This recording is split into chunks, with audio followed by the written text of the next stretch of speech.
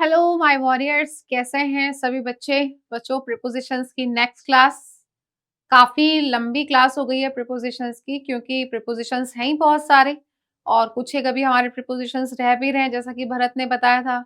तो भरत वो प्रीपोजिशंस में या तो आज की क्लास में या कल की क्लास में करवा दूंगी, ठीक है। मैंने उसको पढ़ लिया था और उसको हम जरूर कर लेंगे। ओके, तो चलिए आज की क्लास स्टार्ट करते हैं। अब क्योंकि हम फिक्स प्रीपोजिशंस तक पहुंच गए हैं, हमने प्रीपोजिशंस के वर्ड मीनिंग देख लिए हैं, उसके अलावा कुछ एक्स्ट्रा मीनिंग्स देख लिए हैं जो अकॉर्डिंग टू योर कॉन्टेक्स्ट हम डिफरेंट प्रीपोजिशंस यूज करते हैं। इसके अलावा हमने एक तीसरी चीज पढ़ी कि पर्टिकुलर वर्ब, पर्टिकुलर एडजेक्टिव एक फिक्स प्रीपोजिशन फॉलो करता है।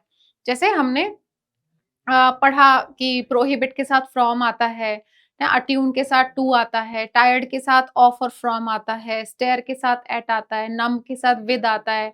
ये सब हमने कुछ चीजें बीच बीच में पढ़ी हैं। जैसे अग्री टू समथिंग होता है लेकिन अग्री विद समबडी होता है, एंग्री एट समथिंग होता है लेकिन एंग्री विद समबडी होता है। जब आप किसी चीज पर, प्रपोजल पर, डेट पर सहमत होते हो तो ऑन आता है।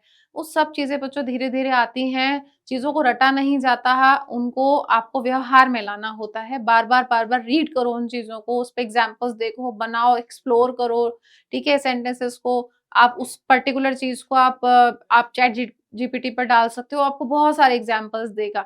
तो रीड करो ज्यादा से ज्यादा, अपना माहौल ऐसा रखो कि वो चीजें ज्यादा यूज हो, ठीक है। हम क्या सोचते हैं कि बस हमें इस एग्जाम को क्रैक करना है, बस एग्जाम को क्रैक करना है। भाई भाषा जीवन का हिस्सा है, इंग्लिश को आप रिमूव नहीं कर सकते हैं अपनी लाइफ से, चाहे आप कॉम्पिटिटिव एग्जाम की तैयारी कर रहे हो या नहीं कर रहे हो। हाँ, वो बात अलग है कि कॉम्पिटिटिव एग्जाम्स के लिए हमें थोड़ा अप्रोच अलग रखना होता है, वो हम करते ही हैं, ठीक है ना। तो चलिए आज की क्लास स्टार्ट करते हैं और हमारा आज का पहला रिविजन के लिए जो क्वेश्चन है वो यहाँ लिख रहा है, उसको पढ़ते हैं हम। देखिए पहला क्वेश्चन है, पहला sentence, they demanded for justice. हमने क्या पढ़ा था? जैसे वर्ड है आपके, मैरी है, डिमांड है, इन्वेस्टिगेट है, डिस्कस है, डिस्क्राइब है, ऑर्डर है, रीच है। इनके साथ मैंने कहा था प्रीपोजिशन नहीं आता, लेकिन मैंने साथ साथ ये भी बताया था कि अगर ये सारे के सारे नाउन का काम करते हैं तो फिर प्रीपोजिशन आता है। यहाँ देखो, दे डिमांडेड, ये डिमांडेड क्या है? वर्ब, तो प्रीपोजिशन आएगा क्या? नहीं आएगा। दे डिमांडेड जस्टिस, उन लोगों ने न्याय की मांग की। शी आंसर्ड, ये क्या है? वर्ब, प्रीपोजिशन आएगा क्या? नहीं। She answered the question. This painting resembles, resembles के साथ विद नहीं आता, कोई प्रीपोजिशन नहीं आता। रिजेंबल का मतलब है शक्ल मिलना, एक जैसा लगना, बिल्कुल एक जैसा दिखना। तो आपने कहा ये पेंटिंग नई वाली से, ओरिजिनल वाली से, बिल्कुल जो वास्तविक पेंटिंग है उससे काफी मिलती जुलती है, तो प्रीपोजिशन नहीं आएगा, ठीक है। ही मैरिड, मैरिड मैंने कहा था जब वर्ब है तो प्रीपोजिशन नहीं आता है, आएगा ही नहीं, और विद तो वैसे ही नहीं आएगा, ठीक है। जब मैरिड जो है, जब मैरिड एडजेक्टिव है तो इसके साथ दो प्रीपोजिशन फॉलो हो रहे थे, मैरिड टू और मैरिड विद, ठीक है। टू तो किसके लिए आता है? जिससे शादी, और विद किसके लिए आता है? किड्स के लिए आता है, ठीक है। और ये स्पाउस के लिए आता है जिससे शादी हुई है। ये थोड़ा ध्यान रखने वाली चीज है। लेकिन वर्ब जब है तो प्रीपोजिशन आएगा ही नहीं। कैसे बोला जाता है जब प्रपोज किया जाता है? कैसे बोला जाता है? Will you marry me, simply आता है will you marry me, marry with थोड़ी आता है, ठीक है। There is the demand. अब ध्यान से देखो, पीछे सेंटेंस में डिमांड क्या था? वर्ब। ये क्या है? नाउन। पता लग ही जाता है, आर्टिकल आ रहा है, ये आर्टिकल आ रहा है, रिजेम्बलेंस क्या बन गया? नाउन। तो अब प्रीपोजिशन आएगा, there is a demand for justice, there is a resemblance between the two paintings, अब आ जाएगा प्रीपोजिशन। डाई के साथ हमने क्या क्या पढ़ा था कि अगर बीमारी की वजह से कोई मरता है, ठीक है, बीमारी की वजह से कोई मरता है तो कौन सा आर्टिकल कौन सा प्रीपोजिशन आता है? ऑफ। Die of. बीमारी के अलावा किसी चीज से मरता है तो फ्रॉम आएगा, ठीक है। तो कैंसर है, यहाँ क्या आएगा? He died of, he died of cancer. He died with overwork, नहीं, बीमारी के अलावा कोई कारण है तो क्या आता है? फ्रॉम, है ना। एंड शी वुड डाई, मैंने कहा था सेक्रीफाइस के लिए, कि आप अपने प्रिंसिपल्स के लिए, वैल्यूज के लिए। आज ये मक्खी बड़ा परेशान कर रही है। शी वुड डाई फॉर, ठीक है, she would die for her principles, की वो अपने सिद्धांतों की खातिर मर जाएगी, सेक्रीफाइस के लिए आ रहा है यहाँ पर ये। द विलेजर्स लिव, अच्छा लिव के लिए क्या क्या था? अगर आप किसी जगह रहने की बात करते हैं तो live in a country, live in a village ऐसे आता है, ठीक है। लेकिन जब आप देखो यहाँ किसका सेंस आ रहा है? फार्मिंग। फार्मिंग क्या है भाई? उनकी आजीविका, सर्वाइवल क्या है? आजीविका, ठीक है। लाइवलीहुड क्या है?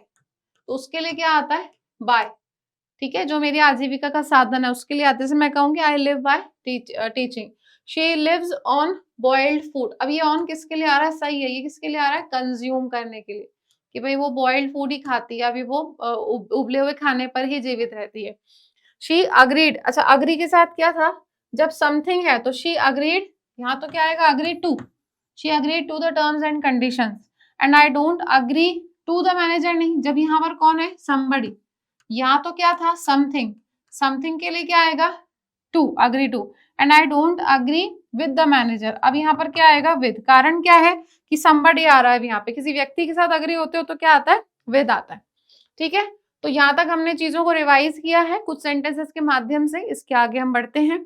चलिए बच्चों, कुछ और फिक्स प्रीपोजिशंस देखते हैं, थोड़ा सा आगे और बढ़ते हैं। काफी सारी मैं आपको फ्रेजेस बताती हूँ जिनके साथ आपको फिक्स प्रीपोजिशन का ध्यान रखना है। तो इससे दो चीजें होंगी, इससे एक तो आपको ये पता लगेगा कि इस फ्रेज का मीनिंग क्या है, किस सेंस में यूज होता है, और साथ साथ ये भी समझ में आएगा कि कौन सा प्रीपोजिशन यूज करना है।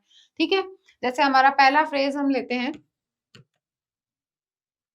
accustomed to something।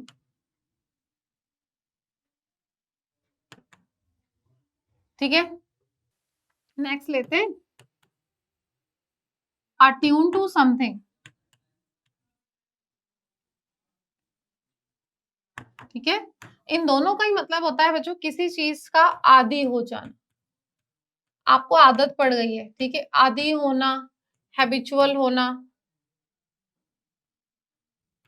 ठीक है, या फिर अभ्यस्त होना,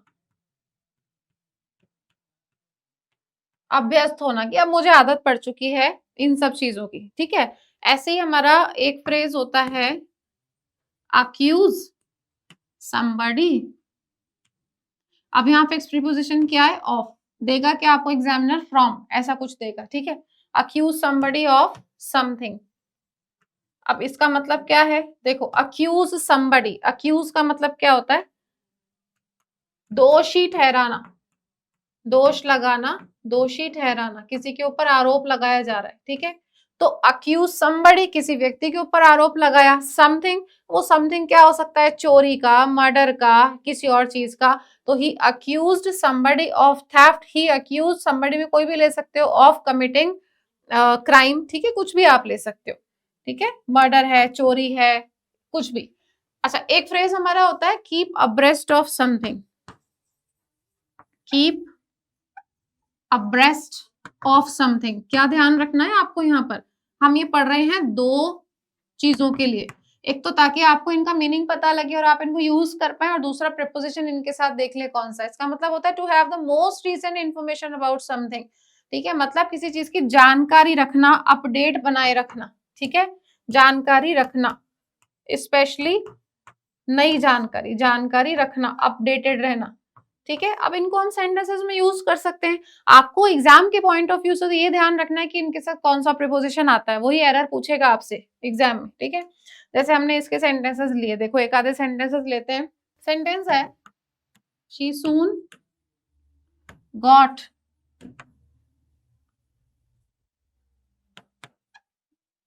accustomed with the new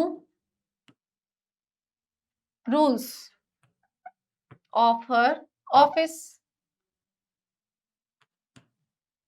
ठीक है, we must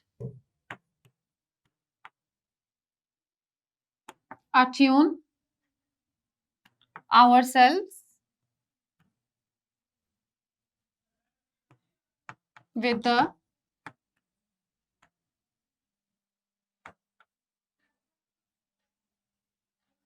changing climate। समझ पा रहे हैं ना आप सेंटेंसेस, देखो पहले वाले का मतलब क्या है, she soon got accustomed with the new rules of her office. Office में कोई नए रूल्स एंड रेगुलेशंस निकले। अब जब भी कोई नया माहौल हमें मिलता है तो हमें उसके साथ फेमिलियर होने में, उसको एक्सेप्ट करने में थोड़ा सा टाइम लगता है। तो आपने कहा वो बहुत जल्दी आदी हो गई थी, नए जो रूल्स थे ना उसके ऑफिस के, उसकी अभ्यस्त हो गई थी। ऐसे ही मैंने कहा ये चेंजिंग क्लाइमेट है, इसका हैबिचुअल हमें हो जाना चाहिए। We must attune ourselves with the changing climate, बदलते हुए क्लाइमेट के साथ हमें भी एडजस्ट कर लेना चाहिए। ठीक है, एक और सेंटेंस हमने लिया, he has been accused for robbery. Robbery आ सकता है, थेफ्ट आ सकता है, कि उसको डकैती या चोरी के लिए उसको दोषी ठहराया गया। ठीक है, doctors have to keep abreast with the new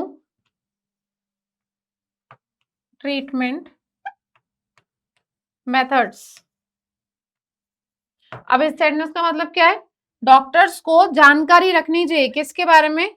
with the new treatment methods, नए नए जो ट्रीटमेंट करने के तरीके आ रहे हैं ना, अगर उनको लेकर वो अपडेटेड नहीं रहेंगे डॉक्टर्स, तो वो बहुत जल्दी क्या हो जाएंगे? गायब हो जाएंगे, है ना। लोग उनको दिखाएंगे नहीं। तो नई नई टेक्निक्स जो हैं मरीजों को ठीक करने की या मशीनरी है उनको यूज करना चाहिए, ये बोला जा रहा है। आपको जानकारी रखनी चाहिए नई नई चीजों की। अब हमें पता तो है कस्टम के साथ हमने किसका यूज किया था? अकस्टम के साथ यूज किया था टू का, विद नहीं आएगा। अट्यून के साथ किसका यूज किया था? टू का, विद नहीं आएगा, ठीक है। ही हैज बीन अक्यूज्ड के साथ किसका यूज किया था? ऑफ का, फॉर नहीं आएगा। ओके, ऑफ का यूज किया था, फॉर नहीं आएगा। Doctors have to keep abreast with नहीं कीप अब्रेस्ट ऑफ, बहुत ही माइनर मिस्टेक्स होती हैं, ऐसे एकदम फ्लो में देखने पर पता नहीं लगता है, लेकिन बार बार जब आप किसी चीज को पढ़ोगे ना, आपका ब्रेन आपको रिस्पॉन्ड करने लगता है, तुरंत बता देगा यहाँ कोई गलती है, ठीक है। इसीलिए कहा जाता है बार बार की ज्यादा से ज्यादा प्रैक्टिस करो, मॉक लगाओ। अब भाई देखो, टॉपिक आपने एक बार, दो बार, तीन बार पढ़ लिया, अब बार बार टॉपिक को, टेक्स्ट को पढ़ने से उतना फायदा नहीं होगा जितना फायदा आपको एमसीक्यू लगाने से होगा। मॉक लगाओ ज्यादा से ज्यादा, पीवाईक्यूज देखो, आपके हथियार बस ये दो ही चीजें हैं, टेस्ट सीरीज लगाओ, पीवाईक्यू देखो, ठीक है। आपको पूरी तरीके से किसी भी टीचर के ऊपर डिपेंडेंट होने की जरूरत नहीं है, और एक अच्छा टीचर वही होता है जो बच्चे को जल्दी से जल्दी, बच्चे की डिपेंडेंसी खुद के ऊपर खत्म कर दे। जो अपने ऊपर डिपेंडेंट बना के रखेगा बच्चे को, वो सही टीचर नहीं है, ठीक है। तो जल्दी से जल्दी टीचर चाहता है कि बच्चा उससे आगे निकले। तो आप जो भरोसा है वो अपने प्रीवियस ईयर क्वेश्चंस पे रखो, अपनी तैयारी पे रखो, ठीक है। अच्छा बच्चों, जब हम इस वर्ड की बात करते हैं, जो आपका वर्ड है इंट्रोडक्शन, आपने कभी सोचा ये दो तरीके से यूज होता है? इंट्रोडक्शन टू आता है एक तो, है ना, और एक आता है इंट्रोडक्शन ऑफ। इंट्रोडक्शन ऑफ दो तरीके से आता है ना, इंट्रोडक्शन टू समथिंग, किसी चीज का इंट्रोडक्शन दोनों तरीके से यूज होता है, एंड ऑफ समथिंग। दोनों में क्या फर्क होता होगा? एक बार सेंटेंसेस देखते हैं, फिर देखते हैं कि क्या कॉन्टेक्स्ट में ये यूज होता है, ठीक है। हमारा सेंटेंस है पहला, I will give a brief introduction to this chapter, ठीक है।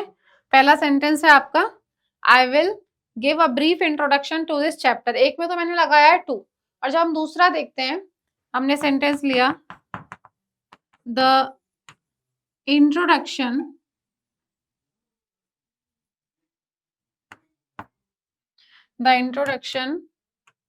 of new policy improved safety at workplace, ठीक है। अब दोनों में डिफरेंस क्या है बच्चों, एक बार देखना।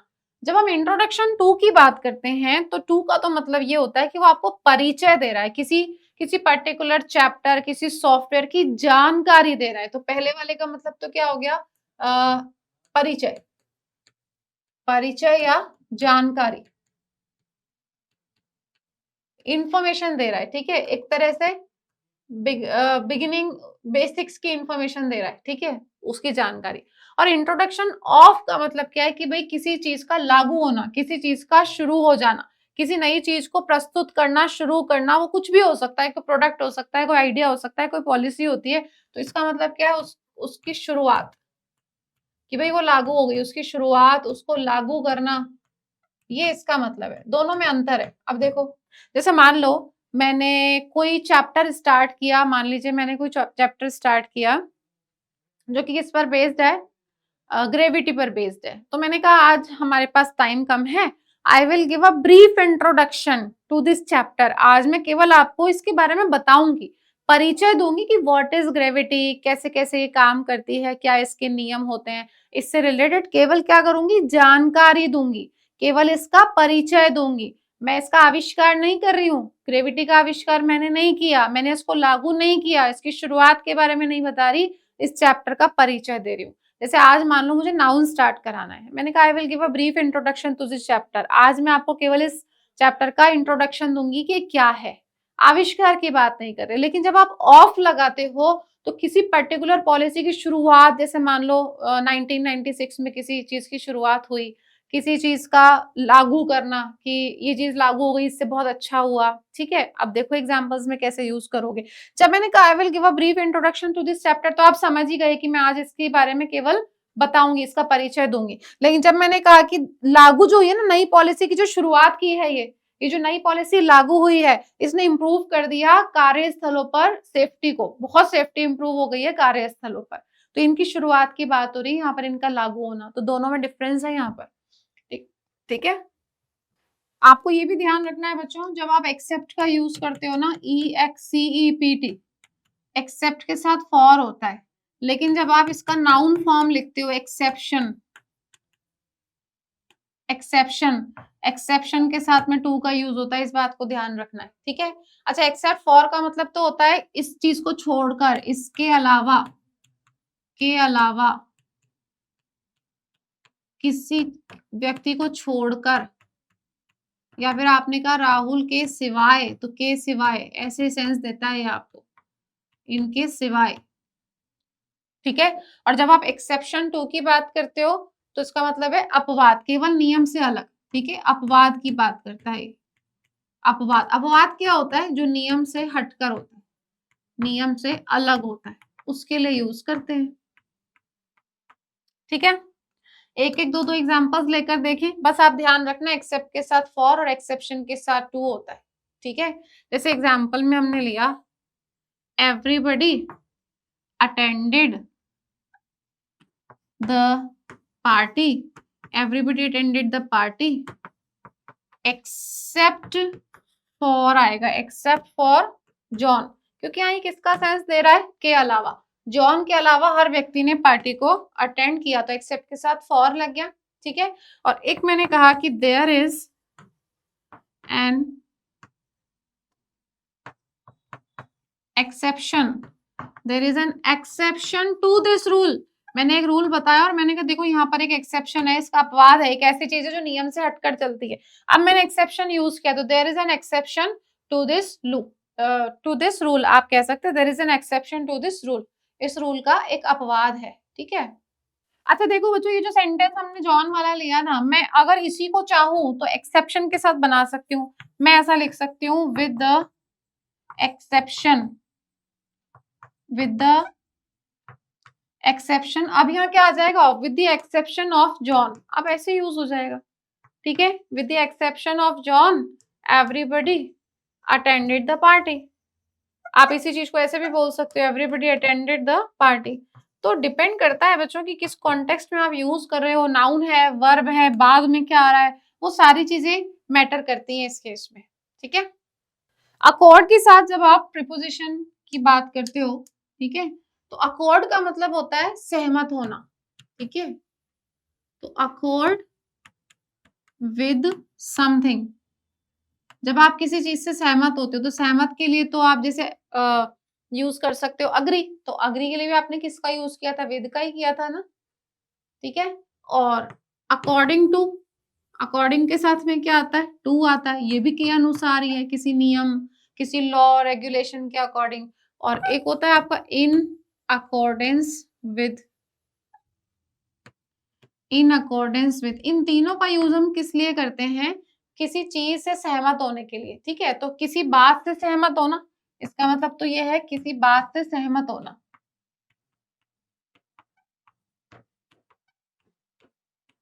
किसी बात से सहमत होना। ठीक है। इसका मतलब क्या है? के अनुसार। और इसका भी मतलब क्या है? किसी पर्टिकुलर नियम के अनुसार जिसको आप मान रहे हो। ठीक है। अच्छा, लॉ, पॉलिसी, विश, कुछ भी हो सकता है। इन अकॉर्डेंस विद क्या क्या हो सकता है? अ लॉ हो सकता है, किसी की विश हो सकती है, कोई रूल हो सकता है, कोई पॉलिसी हो सकती है, तो उसके अनुसार, मतलब इसका भी वही है, के अनुसार। ठीक है। बस आपको प्रीपोजिशंस का ध्यान रखना है कि इनके साथ में आएगा क्या क्या। फॉर एग्जाम्पल आपने कहा the new policy accords with the companies value, the new policy accords with the companies value. Company की जो वैल्यू है ना, जो उसकी इंपॉर्टेंस है, ठीक है, ये जो पॉलिसी है उससे काफी सहमत है, मतलब मिलती जुलती है, कह रहे हैं आप, उसके अनुरूप ही है। ओके, नई जो कंपनी की नीतियां है ना उससे मेल खाती है, कंपनी की वैल्यू से मेल खाती है। आपने कहा according to the weather forecast it will rain tomorrow, ठीक है, तो अकॉर्डिंग के साथ टू आएगा, according to the weather forecast it will rain tomorrow, कल बारिश होगी। यूज करने का तरीका आप जो भी यूज करना चाहो उसके अकॉर्डिंग आप प्रीपोजिशन लगा सकते हैं, ठीक है। आपने जैसे सेंटेंस बोला द एम्प्लॉइज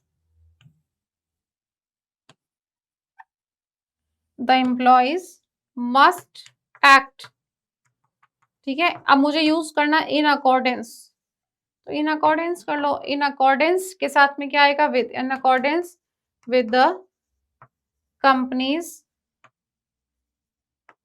पॉलिसी, जो कंपनी की पॉलिसी है उसके अकॉर्डिंग कर्मचारियों को एक्ट करना पड़ेगा, उसी के अनुसार चलना पड़ेगा।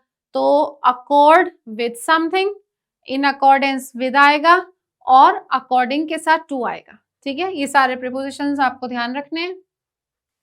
बच्चों फॉन्ट के साथ में प्रीपोजिशन ऑफ आता है, सबको पता है ना।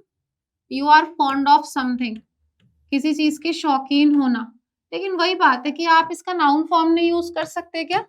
यहाँ पर फॉन्डनेस आ सकता है ना, तो फॉन्डनेस के साथ भी क्या आएगा, ऑफ ही आएगा, फॉन्डनेस ऑफ समथिंग, ठीक है, जिसका मतलब क्या होता है, शौकीन होना। शौकीन होना किस तरह का सेंटेंस बनाना चाहते हैं, फॉन्ड एडजेक्टिव लेना चाहते हैं या नाउन लेना चाहता है, डिपेंड्स अपॉन यू। तो जैसे आपने कहा he is fond of music, तो ऑफ आएगा। जैसे लिसन के साथ टू आता है ना, ही लिसन्स टू म्यूजिक, तो वो गाने का बहुत ज्यादा शौकीन है, ठीक है। और एक मैंने कहा कि हर फॉन्डनेस, शौक, हर फॉन्डनेस, अब फॉन्डनेस के साथ में क्या आएगा भाई, ऑफ लिख दिया क्या मैंने, फॉन्डनेस के साथ फॉर आएगा बच्चों, माय मिस्टेक, फॉन्डनेस के साथ में आएगा फॉर, फॉर, ठीक है। हर फॉन्डनेस फॉर बुक्स, किताबों के प्रति उसका जो शौक है ना, her fondness for books is well known, सब जानते हैं, सबको पता है उसे किताबें कितनी पसंद है। तो जब आप फॉन्ड का यूज कर रहे हो तो ऑफ आएगा, फॉन्डनेस का यूज कर रहे हो तो फॉर आएगा। किताबों के प्रति उसका जो शौक है वो वेल नोन है, सब जानते हैं उसको, ठीक है। जब हम बात करते हैं बच्चों केपेबल वर्ड की, तो यू आर केपेबल, ठीक है, आप केपेबल हो किस चीज को करने से, you are capable of something,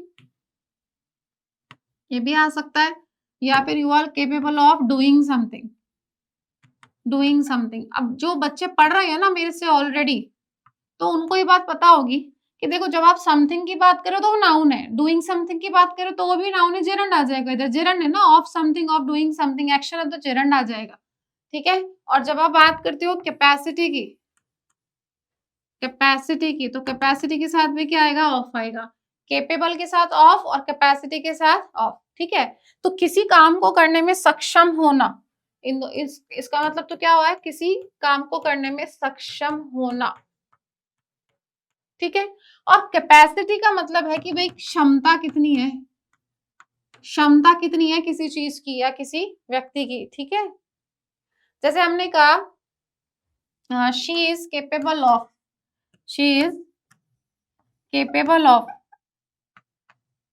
वो क्या है, समर्थ है, सक्षम है, शी इज केपेबल ऑफ। अब मुझे क्या लेना है, action, she is capable of solving, तो मेरे को आईएनजी फॉर्म लेनी पड़ेगी, she is capable of solving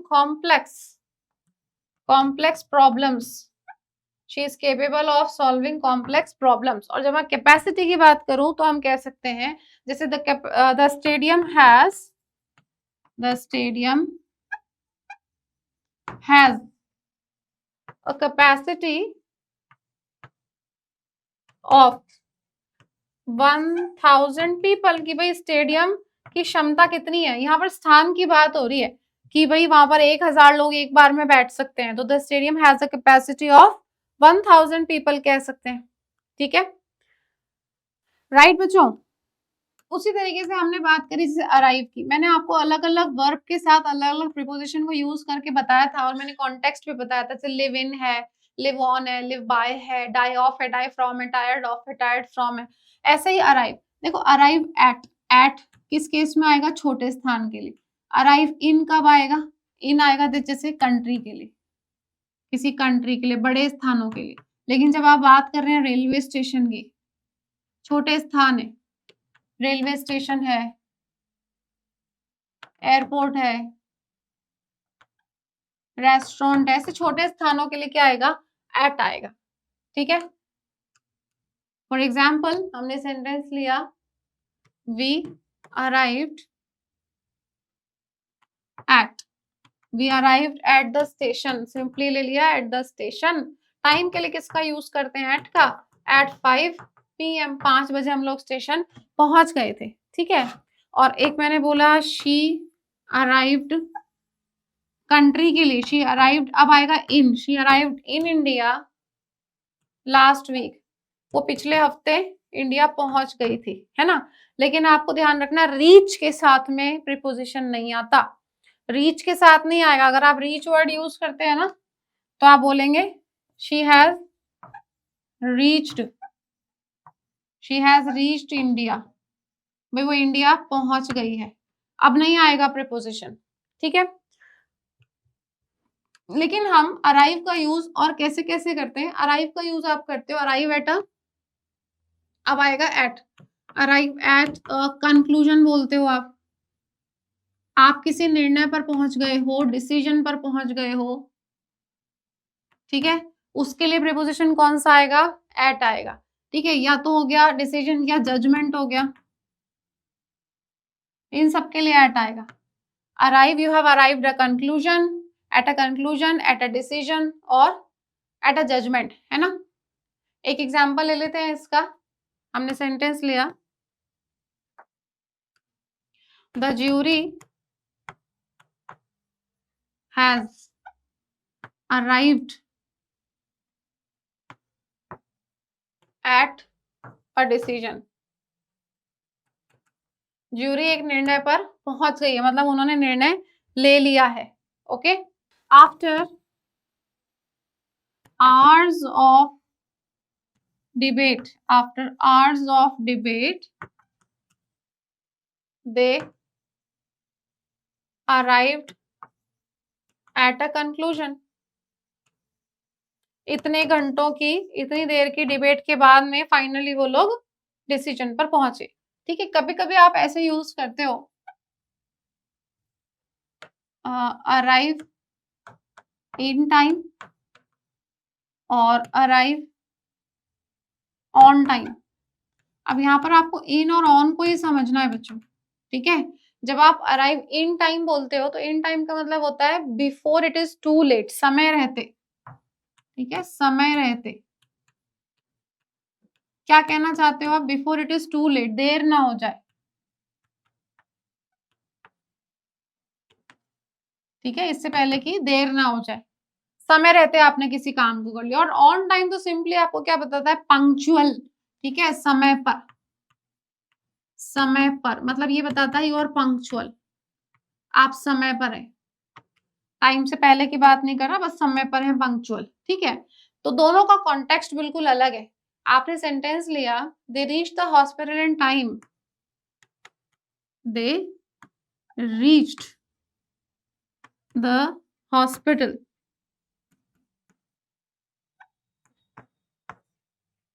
in time. Basically आप सोच रहे होंगे मैंने रीच को लिख दिया, ऐसा कुछ नहीं, अराइव पे लिख सकते हो। हम पढ़ तो इसको रहे ना, ये है अराइव का तो कोई लेना देना ही नहीं है इसमें, हम तो इसको हटा ही देते हैं, काम करते हैं ना। तो आप तो इसको पढ़ो कि कब आप इन टाइम यूज करोगे, कब आप ऑन टाइम यूज करोगे। ठीक है, तो आप रीच लिख लो, अराइव लिख लो। ठीक है, तो reach, they reach the hospital in time to save the patient, patient को बचाने के लिए समय रहते वो लोग हॉस्पिटल पहुंच गए थे, ठीक है।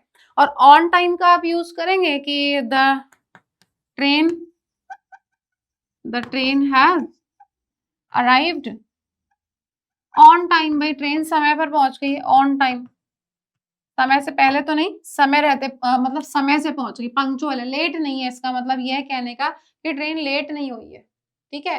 हम यूज करते हैं बच्चों स्ट्राइव वर्ड का। स्ट्राइव को भी आप किस तरह से यूज करते हो?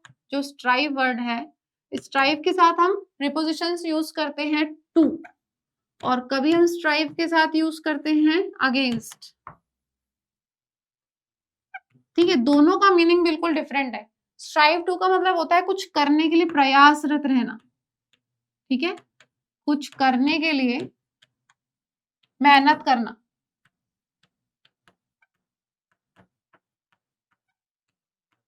मतलब आप बहुत मेहनत कर रहे हैं किसी चीज को अचीव करने के लिए, ठीक है। अब जब आप अगेंस्ट का यूज करते हैं तो आप किसी बुरी चीज को हटाने का प्रयास करते हैं। वो क्या क्या हो सकती है? वो जैसे आप किस किस चीज के अगेंस्ट लड़ सकते हैं? देखो, स्ट्राइव अगेंस्ट करप्शन, ठीक है। You can strive against injustice, you can strive against pollution,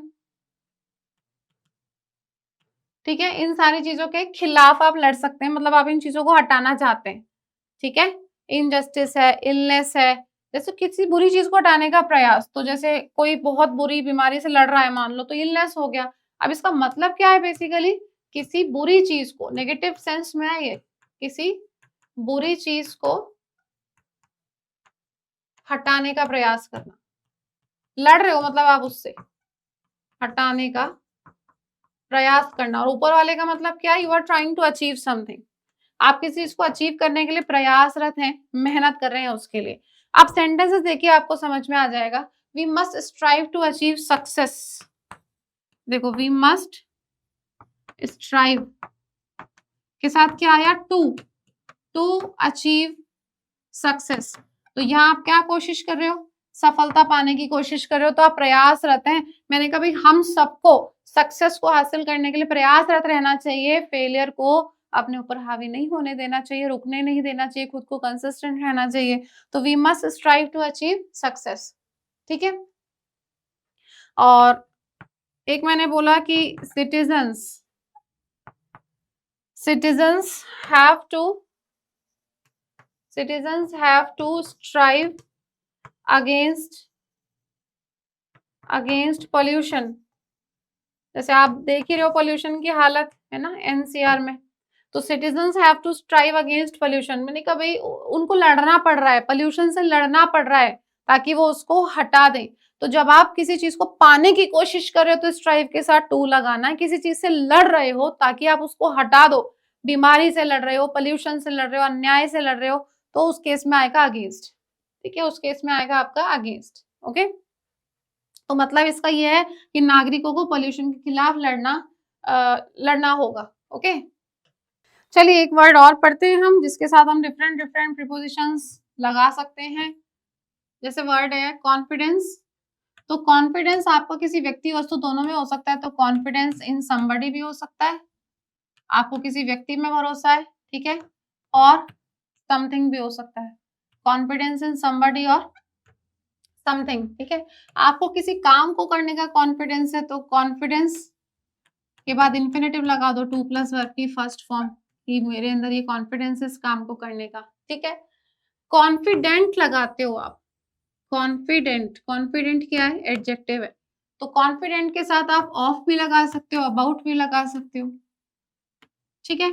और एक वर्ड है कन्फाइड, ये वर्ब है।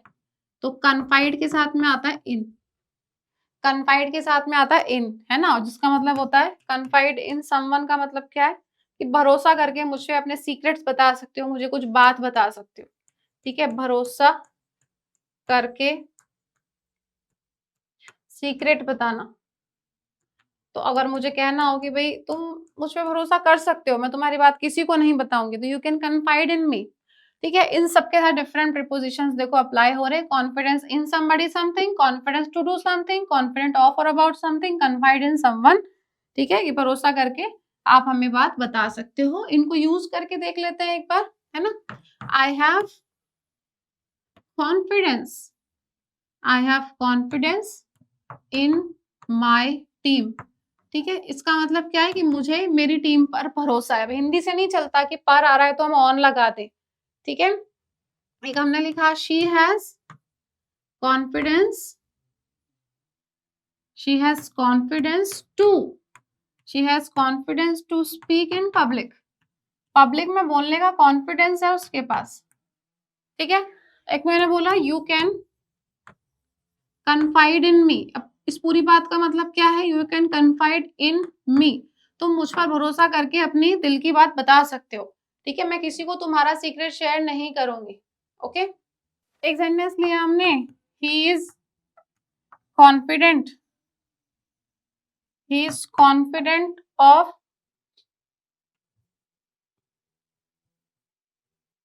Winning the match.